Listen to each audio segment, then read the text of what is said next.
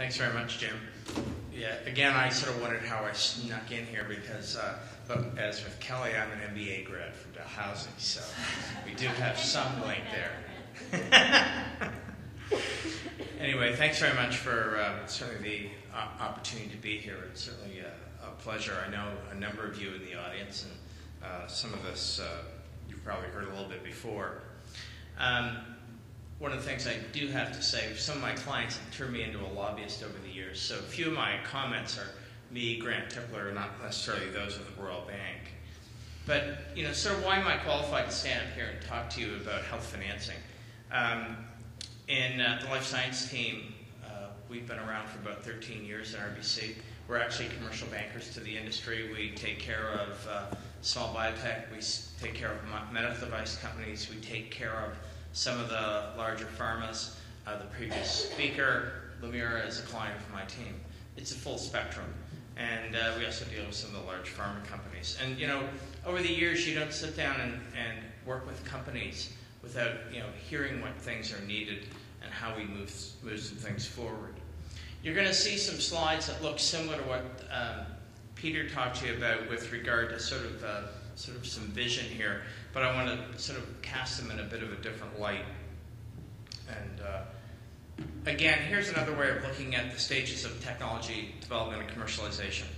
And this is interesting from a perspective of risk profile. I actually got this slide out of Sustainable Development Canada in a clean tech report, but I thought it really sort of focused on, you know, the early stage of what companies are doing. On the left-hand side, really the focus is on technology. What are you trying to do? What are we trying to move forward? And a lot of this is fundamental research.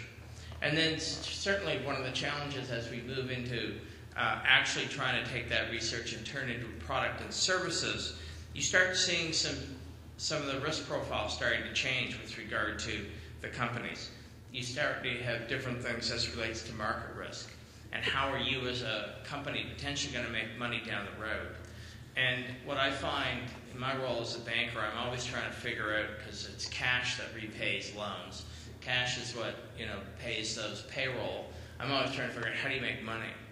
You know, the interesting thing is there was a study recently done by, that came out, Doug Barber, who's a professor emeritus at McMaster. He had looked at a number of innovation companies, about 18 innovation companies that no longer exist.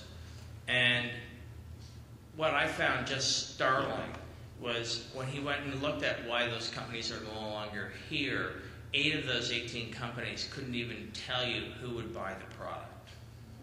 So in other words, they were making stuff, you know, Bill's laughing, but that's true. People are sitting out going, I'm building something to sell my company.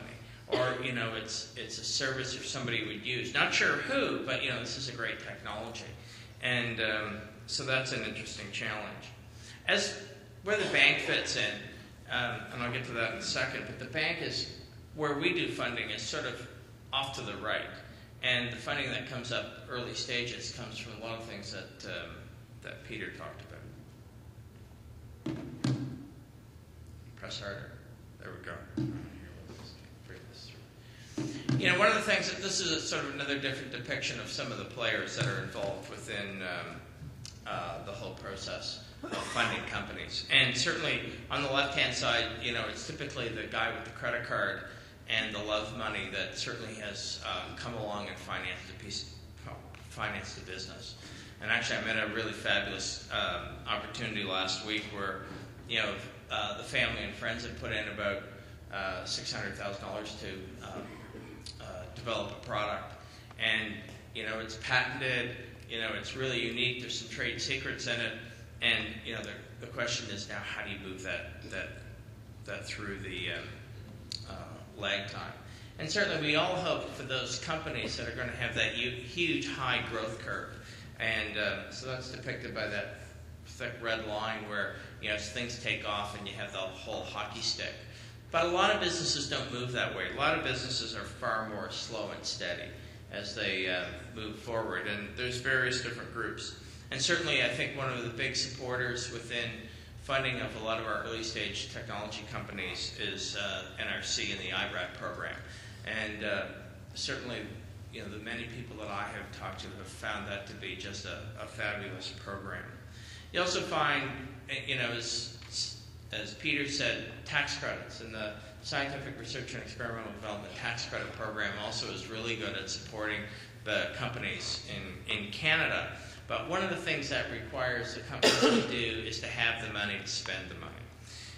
Then you get into the venture capital, and the banks are sort of farther up the curve when the product is at the marketplace. One of the things, of course, but what I find with working with many different companies, we see an awful lot of companies in those very early stages because people come to us, they need a bank account, they need a Visa card, how do we move these things forward? And we certainly, see some things, I got this slide from the National Angel Capital Organization, and it really sort of outlines some of the levels of financing that in amounts that come from people.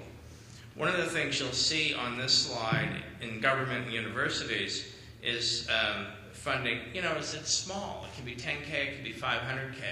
It's not a large amount. One of the things that the government's not really good at doing is picking winners and losers of companies to sit down and say, how much money are we going to fund?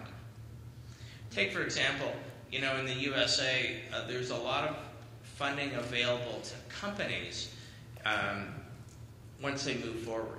So NIH and there's the SIDR fund in the US will actually help fund companies do research. So Peter talked about, the funding model in Canada. Well, typically we have people looking for angels and venture capital funding when they've got, $500, $1 million, $1.5 million in. You start looking at, we have an example of a client that the technology came out of Duke University. Had it been funded by Duke, it had been funded by NIH to the tune of $60 million. So the seed round now being done by that company was $15 million, and they were moving into phase 3. That's a far cry difference than what's happening here in Canada. So, I'm certainly a real proponent that we need to look at how do we find some more dollars early on. The other challenge in the whole thing with early stage funding is angels don't typically have a lot of dollars to put in. Typically it's 50, 150, 200,000. You don't hear of the big numbers. If you're an IT or an informatics company, $150,000 can probably take you a long way, but it doesn't really work that well in the life sciences side. Just wanted to cover off briefly where the bank is in all this. Really, it's equity that funds R&D, marketing, sales, and those other operating costs as you get moving. The bank's into money renting. Certainly, there's been comments that have said, gee, we've got one of the strongest banking systems in the world. Should we be doing more with regard to helping companies? And just to give you a perspective, as a money renter, if I write off $1 million from an investment that I make a mistake on a company, I've got to write about $100 million in business to replace that. So renting money is not the way to do it. Certainly we have tried over the years, and we did some direct venture capital. We had, in the 80s, had RBC Capital Partners, and into the 90s, reasonably successful. We certainly discovered direct investing was a challenge. We then tried to really sit down and help companies. We created 4 models to try to help early seed stage capital, and some people will certainly remember these: Milestone Medica in the therapeutics area, Premaxis in the advanced technologies, and Foregen in the ag tech area. We certainly discovered, again, that takes a lot more money than what we and those partners were able to put in. And of course, with the boom, with the bust that happened in 2000, we soon ran out. We've also tried to fund a funds report approach, and we put money in numerous funds. And the most recent announcements are we have money in the Ontario Venture Capital Fund that's being run by the Ontario Growth Capital Corporation. We've participated with MDS Capital and Lemire over the years and put money in there in the fund of funds, and with certainly some mixed results. But as a bank, when you're always looking at positive growth, the trouble with the venture capital fund, it runs at a negative level. And this is something, too, that can be looked at from a perspective of how do we support those pension funds? How do we support those large firms during that time of investing in the venture capital community? And while you do that, I mean, there's a way of putting up a government guarantee so that those funds remain whole until we start getting to the point of actually starting to invest some funds. So, and getting some return out. So the challenge of the way the whole accounting of that goes makes it a challenge for the organization. But I must say that the two government partners to the banks that are just absolutely fabulous to help support technology companies are certainly BDC and EDC to do some programs. We've done some wonderful things to help some early stage medical devices and with some pre-shipment financing into the U.S. So where does that bring me? I've got two things that I think the bank really we need to think about, and as a challenge to look at for the center over the next year. I think we need to be able to look at companies being able to access some government funding without doing it jointly with an academic or research institute. At the moment, if you've got a problem you need to solve, and you want to get some government funding, you've got to find a partner.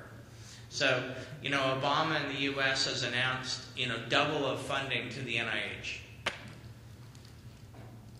That's certainly going to make a difference, in the U.S. We need to keep up. Certainly, looking at a small business innovation research fund, for companies is also a great benefit. We've seen some of that going on in Ontario. Tom Hunson and the OICR put some money, up to $500,000, into early stage companies that are looking at cancer research. Fabulous program. So, those kinds of things I think we need more of. The other whole issue, and this is, the whole issue of having innovative products actually be purchased in Canada. Do you know no first round biologic has actually been approved within Canada? So it's typically been turned down by TPD, Therapeutic Products Directorate. And so the products aren't getting into the hands of the patients. We're seeing situations where they're comparing cost-benefit of a biologic and what you're paying for those, which could be $2,500, compared to a generic drug that's been provided years and years ago. So we're not looking properly at cost-benefit. We're not really adopting some of those technologies. I see all these people shaking their heads. So again, that's something that I think we need to continue to work on. How do we bring that together? And I'm not sure who made that comment earlier, but the need to marry the whole perspective of investment in these companies and the whole economic development environment. Anyway, with those, I thought I would try to throw out some things for everybody to talk about later. So thank you very much.